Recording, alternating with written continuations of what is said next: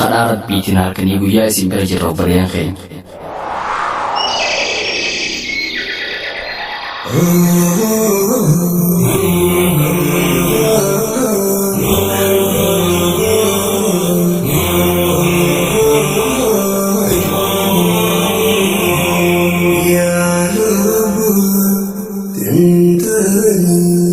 السلام عليكم ورحمة الله وبركاته. كم جتن أردفتو تقوبي تفكر في ربي قداتين أردس كوبي ممالين ربي كيسة داوانون كباديم إسن اتدي بيجرم إمالكي نيارداتين أردي أفريقا كيسنا نفنم وممام نيالا جرمون والبرم بنيسم نيالا جرمو بيتين كيسة سنجرم غرو كوبي أردا كيسة تيم كاللاروف ديمنم نيالا بيتين يتيم بينو متيم نيالان إتوبيا كيسة جروفيم إني أردا لالوم adda kan Itoophiyaa keessa mountain Niyaalaa yookiin Baalbook jedhamam kan Qophii Ardaa keessatti ilaallu kuramuun Niyaalaa jedhamuun yaamamam wanti isaan wal fakkeessu jiraatus garaagarummaatuun jidduu isaanii jira. Uumamni Niyaalaa Arda ilaallu kun sanyiiwwan Boovideem jedhaman keessa isa tokko. Niyaalaa fi uumamni Kuduu jedhamu akkaan wal fakkaatuun bifti isaaniitis walitti dhiyaata. Haa ta'u malee sanyiiwwan garaagaraatiin Kuduun sanyiiwwan Arroolee jedhaman beekaman keessa isarra guddaadha. Uumamni Niyaalaa Ardaaf isinii filadhee soorataaf jecha bineensa waliin jiraatus ni qaba. Anis waan Rabbiin naaf laaffise walitti kurfeeffadhee isiniif qooda. Aga xumuraatti na waliin turan affeerraa kiyya.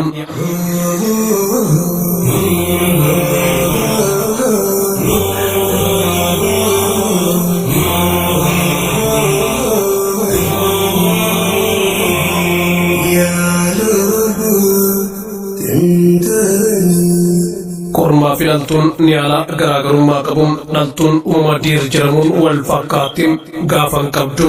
Dheerinni isiitis seentimeetira 90 caalu. Bifti gogaa isiidhaan magaala gara diimaa dabuudha. Dagalee irraa namuu sarara adaadiin aga garaatti sararame kan 10 ta'uu qabdi. Akkasumas rifeensi gurraachi akka guuttiyee jiru mataa irraa kaasee aga dugdaatti qal'atee argama. Kormaan gaafa umriin xiqqaa dhaltuun wal fakkaatan yeroo xiqqeennaatti dhaltuu fakkaachuun kormaa faayidaa hedduu qaba. Yeroo tibbiin wal hormaataa gaheen kormaan gurguddaan kormaa xixiqqoo aree qubsuma san keessaa baasa. Kanaafuu ilmooleen aga guddatanii of danda'anitti dhaltuu waan fakkaataniif haadhuma waliin turuun adaduma guddataa deemanii rifeensi gogaa isaanii gara gurraachaatti jijjiirama. Sararri adiin dagaleedhaan tures irraa bada. Gaafni dheeraan micciiramaanis irratti biqila. Gaafni kun akka seentimeetira 80 dheerachuu danda'a. Dheerinni qaama kan kormaa haga meetira 1.1 ol dabala. Qotteewwan isaa jilbaa gadi jiran gara keellootti jijjiiramu. Dugda gubbaa fi garaa jala akkasumas mormaa fi gara duubaatis rifeensa dheeraa biqilcha.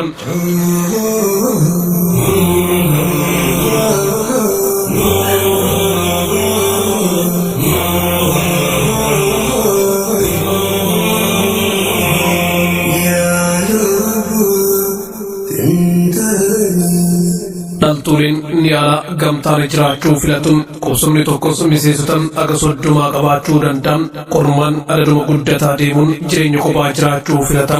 Uumamni kun uumama saalfataa fi sodaataadha. Kanaaf jecha ilma namaa fi bineensota biraa jalaallee ni dhokata. Rizqii isaatis wayita lafti bariituu fi dhiituun akkasumas yeroo halkanii barbaadata. Yeroo guyyaa immoo ho'aa fi diina jalaa mukaa fi wantoota garaagaraa jalatti dhokachuudhaan dabarsa. Niyaalaan sanyii jaldeessa kan Baabuuna jedhamutti dhiyaatee jiraata. Jaldeessi kunis muka gubbaa bahee firiiwwan mukaa muruudhaan Niyaalaadhaaf gad darba. Niyaalaan uumama akka Arroolee fi Bosonuuti. Sagaleen isaa garuu sagalee sareetiin walitti dhiyaata. Yeroo rakkoon isa mudatu dutuudhaan miseensota kaan walitti dhaamsa dabarsa. Akkasumas diina sanii sodaachisuudhaaf yaala. Niyaalaan jireenyaaf naannoo bosonaa filata. Naannoo ho'aa kan mukkeenii fi marga gaggabaaboo qabu keessa jiraata. Sanyiileen gariin kan gaarreen ol ka'oo irra jiraatanis ni jiru. Uumamni kun naannoo bishaanii fi lagni jiru keessa jiraachuu filata. Hedduminaan biyyoota Afrikaa gama kibbaa keessatti argama. Malaawii, Moozaambiik, Afrikaa kibbaa fi Zimbaabuwee keessatti hedduminaan kan argamu yoo ta'u, biyyoota baha Afrikaa fi kibba baha Afrikaa keessatti argaman keessattis amma murtaa'een ni argama.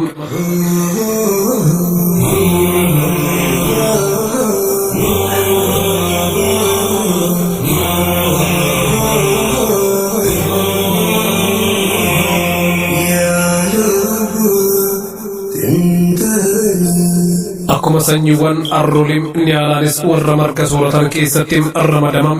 Sanyiiwwan biqiltoota hedduminaan sooratan firiiwwan ililliim baalaa fi margas ni dheedam. Uumamni kun bishaan malee yeroo dheeraaf turuu danda'a.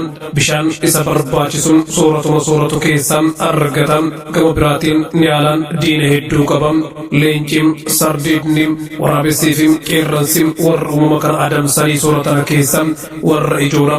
Allaattiiwwan gurguddaan ilmoolee xixiqqoo jalaa butuudhaan sooratuun ilmi namaatis foonii fi gaafa isaa dheeraasaniif jecha adamsee ajjeesa. Dabalataanis sababa babal'ifannaa lafaatiif jecha ilmi namaa qubsuma hedduu jalaa saamuu irratti argama. Kun ammoo akka soorataa fi hedduu qubannaa dhabu isa taasisuu irratti argama. Bineensota dhibee garagaraatiif saaxilaman keessaa niyaalaan isa tokko. Dhibeewwan daddarbaan hedduun lakkoofsa uumama kanaa xiqqeessuu irratti argamaniin ammaan tanam niyaalaan 36,500 ta'an akka jiran himamaa jira. Sababa kanaafis uumamaaleen lakkoofsa hedduu xiqqaa ta'e qaban keessaa isa tokko. Yeroo wal hormaataatti kormaawwan dhaltuu irratti wal loluun gaafa dheeraasaniin wal dira wal miidhuu danda'aniin kan injifatame dhiisee deema. Haala kanaan kormaan tokko dhaltuuwwan hedduu waliin wal qunnamtii wal hormaataa raawwachuu danda'a. Niyaalaan wal qunnamtii wal hormaataa waggaa guutuu geggeessa. Haa ta'u malee tibba arfaasaa keessa ni heddummaata. Rimeenyi dhaltuu niyaalaa ji'oota 7 tura. Yeroo tokkoonis ilmoota akka dhalatan. Dhaltuun wayita dhaluuf taatu miseensota kaawwan irraa adda fooyamtee kophatti baati. Ilmoosiitis dhaltee dhoksiti. Ilmoon guyyoota 18 bakka sanii hin baatu. Haatis bakka sanitti deddeebi'a. Ilmoosii hoosifti. Guyyaa 18 booda haadha waliin deemuu jalqabdi. Ilmooleen gaafa 7 guutan ni guufamu. Ilmooleen dhalatan kormaa yoo ta'an aga gaafa haati rimaa qabattuutti waliin turuun gaafa san kormaan gurguddaan dhufe ilmoolee kanneen kormaa ta'uu yoo beeke gariisan keessaa ari'an. Dhaltuuleen garuu aga xumuraatti haadha isaanii waliin turuu danda'u. Ayyama rabbiitiin niyaalaan aga waggaa 19 jiraachuu danda'a. Egaan kabajamtoota hordoftoota qophii tafakkur qophiin adhaaf qopheeffadhe agarman yoo fedhii rabbii guddaa taateen torban uumama biroo qabadhee isinitti deebi'a.